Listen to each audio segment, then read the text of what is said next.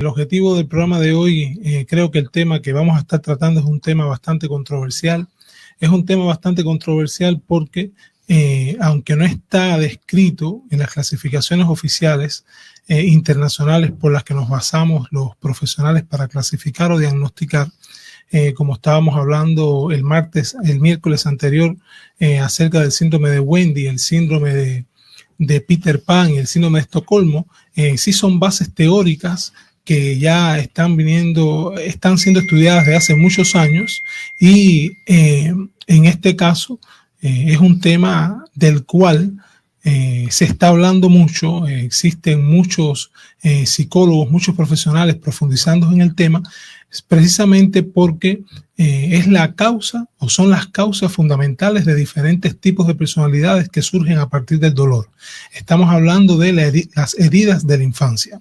Hay una destacada autora que se llama Alice Bobo, es una ensayista, escritora, autora canadiense que desde 1982 se ha dedicado al tema de estudiar y escribir sobre desarrollo personal, que describe 5 heridas de la infancia. Y por supuesto existen otros autores que también han hablado del tema, pero cuando uno comienza a revisar sobre la temática nos damos cuenta que muchos de los profesionales que hoy se han dedicado a profundizar en el tema también lo han hecho a partir de esta autora. Entonces, ¿qué son las heridas de la infancia? Las heridas de la infancia se describen como nudos o conflictos que aparecen a partir de traumas de la infancia y que dejan una huella que los marca a las personas durante toda la vida. Y esa huella que marca a las personas durante toda la vida, que generalmente es inconsciente, porque las personas muchas veces no son conscientes de que tienen estas heridas, son también las causas por las cuales en muchas ocasiones tenemos patrones reactivos que nos limitan y nos dañan las relaciones interpersonales, las relaciones de grupo, nos dañan nuestras funciones afectivas y nos generan conflictos con nosotros mismos. Cuando estamos hablando de nudos no resueltos es precisamente porque, ya lo hemos dicho en otros programas, la primera sociedad con la que se encuentra un ser humano es con la familia, y esa sociedad es la que nos permite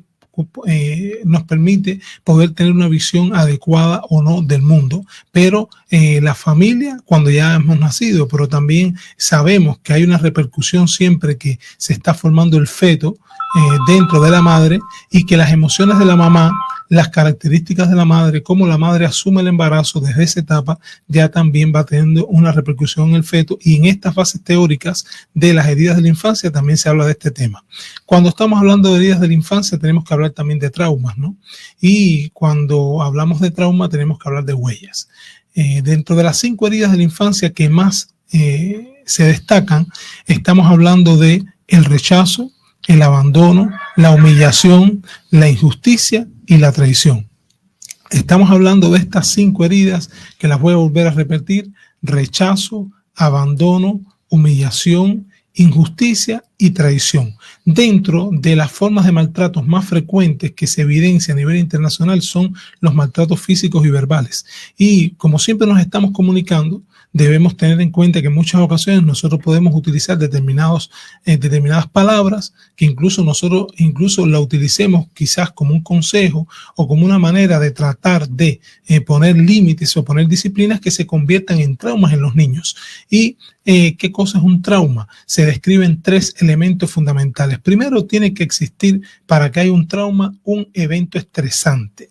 Una vez que aparece este evento estresante, tiene que suceder que el evento estresante supere la capacidad de respuesta de la persona para poder solucionar el problema. Y la tercera condición que debe existir para que se desarrolle un trauma es precisamente que la persona desarrolle una respuesta que deje una huella en el individuo que lo marque para toda la vida. Es decir, 3 cuestiones fundamentales para un trauma. Primero, un evento estresante, algo que suceda que me genere un estrés. Segundo, que ese evento estresante supere la capacidad de respuesta de la persona para poder solucionar. Y 3, que esa respuesta sea una respuesta de supervivencia, una respuesta para sobrevivir a eso que me ha dolido y que nos va a dejar una huella que nos puede marcar para toda la vida. Doctor, son 5 heridas, a lo mejor que usted no las va a ver, pero sí las va a tener en su mente, en su corazón, no las ve físicamente de repente, pero sí están ahí permanentemente afectados. 5 heridas difícilmente de poder curar, ¿o sí? Sí, son difíciles de curar, sobre todo porque estas heridas, como bien yo lo estaba diciendo anteriormente, son heridas que generalmente son inconscientes. No todas las tenemos conscientes, ni todos tenemos consciente que hemos sido rechazados o que nos hemos sentido, porque hay algo importante aquí. La mayoría de los autores describen algo. El hecho de que tú tengas heridas no significa precisamente que la persona que haya estado al lado tuyo lo haya hecho intencionalmente. ¿Por qué? Porque a veces las personas se pueden dirigir a nosotros, pero cómo nosotros interpretamos eso que las personas nos han querido decir es lo que más nos afecta. Ahora, cuando estamos hablando, por ejemplo, de rechazo, estamos hablando de una herida que generalmente está descrita, que aparece entre el primer y el tercer año de nacimiento del niño. Si se da entre los progenitores, ¿por qué digo si se da entre los progenitores? Porque no siempre las heridas de la infancia parten a partir de los padres. O sea, pueden ser heridas que surjan a partir de tutores que no sean los padres, los progenitores. Puede ser que surjan, por ejemplo, a partir del círculo de personas con las que he convivido, pero lo cierto es que si yo me siento rechazado, está descrito que son personas que generalmente van a sentir que pueden ser rechazados por otros también. Y estas 5 heridas causan otras secuelas, que traen otros problemas, que incluso conllevan a que una persona termine con su vida. Sí, por ejemplo, Fabricio, el rechazo, por ejemplo, cuando tú te sientes rechazado, cuando un niño se siente rechazado, generalmente se siente un niño inseguro, un niño con mucha dificultad para establecer relaciones adecuadas porque siente que puede ser rechazable. Cuando se puede dar, por ejemplo, que un niño interprete que es rechazado, cuando, por ejemplo, quizás los progenitores que están todo el tiempo con él en casa, de alguna manera, el niño tiene necesidades psicológicas que necesita satisfacer acordes a la edad, como puede ser, por ejemplo, que lo vean jugar o que quizás tenga una necesidad que le quiera pedir al papá o a la mamá y sin embargo los padres casi nunca tengan tiempo o hagan determinados tipos de expresiones que de alguna manera lo hagan sentirse rechazado. Una vez que esto comienza desde la familia, si la familia es la primera que no cree en el niño o que el niño interpreta que no es aceptado por la familia, también eso lo va a creer de cualquier persona con la que se relaciona en el exterior. Asimismo sucede, por ejemplo, con el abandono. Cuando un niño siente que es abandonado, que hemos hablado en otros momentos, que el abandono no siempre tiene que ser precisamente físico. A veces los padres estamos presentes, pero sin embargo nos comportamos como padres ausentes. Y cuando no son cubiertas determinadas necesidades, por ejemplo, hemos visto en consulta en muchos momentos donde hay niños que tienen conflictos, por ejemplo, en el ambiente escolar. Y cuando tienen conflictos en el ambiente escolar, en muchas ocasiones suponen que cuando se los cuentan a los padres deben solucionar ese problema. Pero como ven que los padres no actúan de manera efectiva, en muchas ocasiones se sienten abandonados en esa área. Y una vez que se sienten abandonados en esa área, entonces son niños que generalmente sienten que pueden ser también abandonables por otras personas. Sucede también, por ejemplo, cuando hay madres que tienen niños desde temprana edad, como pueden ser a los 16, 17 años, o 15 años, mientras menos edad, peor pronóstico. Son madres que no están preparadas ni biológicamente ni psicológicamente para poder tener un niño, y entonces cuando ya el niño nace se tienen que enfrentar a la responsabilidad que es la de ser madre. Generalmente generan rechazos encubiertos, abandonan a los niños tanto físicamente como afectivamente, y estos niños después son niños generalmente dependientes. ¿Por qué? Porque ese abandono que sufrieron de la mamá generalmente tratan de suplirlo de alguna manera con otras personas. ¿Por qué? Porque el sentimiento de sentirse abandonado duele mucho. Entonces, esto se empieza a manifestar a través de cómo se generan las relaciones interpersonales como con amigos, las relaciones, por ejemplo, de noviazgo, y son niños o niñas que generalmente tienen la tendencia a soportar cosas que otros no soportan, sobre todo cuando no fueron abandonados o cuando no sintieron el sentimiento de abandono, ¿no?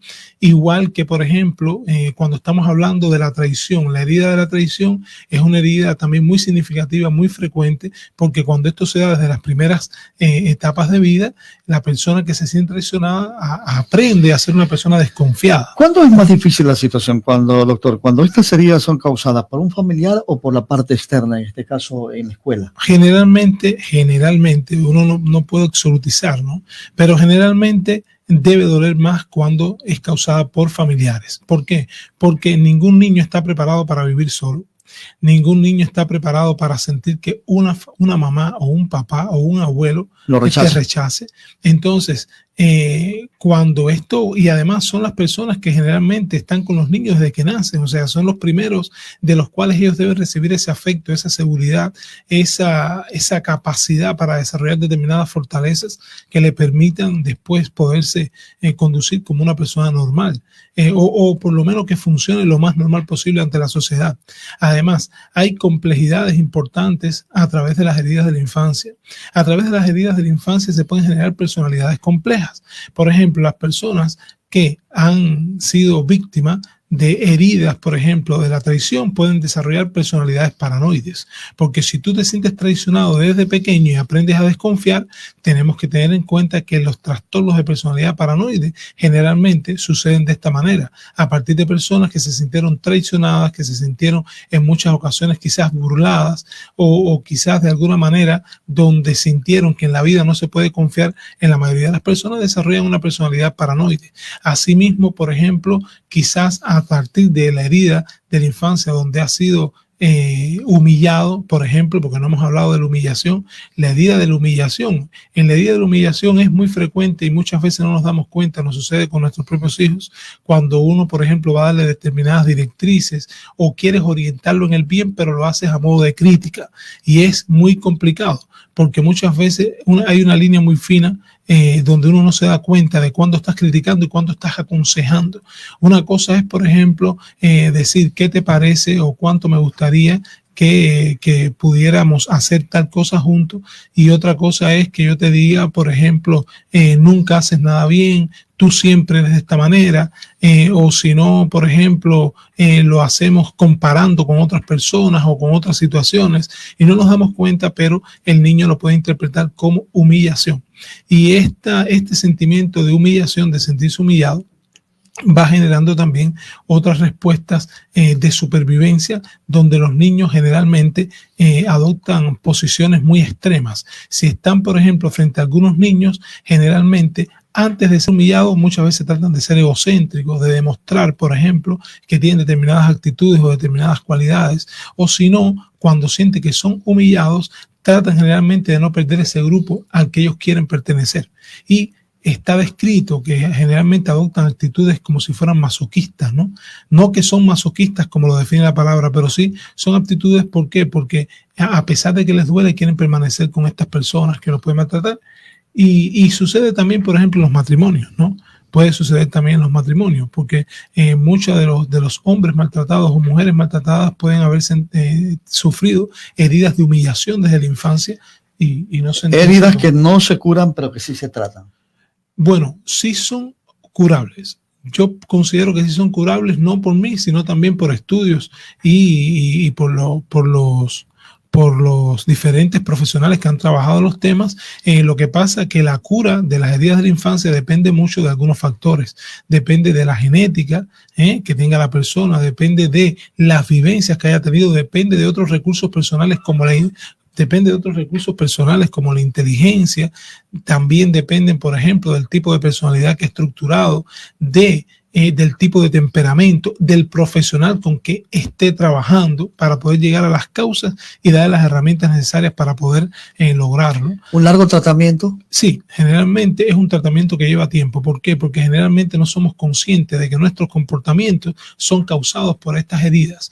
Y es importante también aquí, ¿por qué digo que es un tema controversial? Porque cuando comenzamos a profundizar, estas heridas de la infancia también están muy relacionadas con los estilos educativos. Y el hecho, por ejemplo, de que alguien haya sido abandonado y que por este abandono sea dependiente, o tengas rasgos dependientes, no quiere decir que sea la única manera de tú desarrollar rasgos dependientes. Pero sí necesita medicación. Bueno, en ocasiones sí, pero en ocasiones no. ¿Por qué quiero explicar un momento esta parte, Fabricio? El rasgo dependiente puede aparecer por heridas de abandono, pero puede ser también por sobreprotección. Entonces, en la sobreprotección no hay abandono, lo que hay es un exceso quizás o una manera de demostrar el afecto de una manera desmedida, pero con ansiedad, con temores. Y como siempre te estoy tratando de limitar o tratando de que siempre estés aquí para protegerte, entonces te conviertes en una persona insegura y dependiente. O sea, es un tema controversial por estas características. Ahora, con relación a la medicación, depende mucho de la sintomatología. Hay muchas personas que a partir de heridas de la infancia, como las que hemos descrito, pueden desarrollar trastornos depresivos, trastornos de ansiedad importantes, los mismos trastornos de personalidad que cursan con alteraciones en el comportamiento, sobre todo comportamientos de tipo impulsivo, o comportamientos que muchas veces tienen conductas negativas o síntomas negativos, como puede ser el aislamiento, el retraimiento, la inhibición, la incapacidad, por ejemplo, para vertir las opiniones de manera adecuada, la introversión. Entonces, muchas veces se pueden generar determinados trastornos a partir de estas heridas de la infancia y que pueden requerir tratamiento, como lo hemos dicho en otras ocasiones, tanto tratamiento farmacológico como no farmacológico. Con esto demostramos que salud mental es mucho más. Sí, salud mental es mucho más. Siempre decimos que es mucho más que medicación, mucho más que solamente terapias psicológicas. Debemos ver al individuo como un individuo integral y estamos ubicados en la calle Nelson Ortiz 101 entre Barbisotti y Avenida del Pacífico en el sector Las Palmas. Nos pueden ubicar a los números 0985-5407-64 o al 0994-2087-57. Estaremos gustosos de atenderles en el Centro de Atención Integral en Salud Mental Chalón.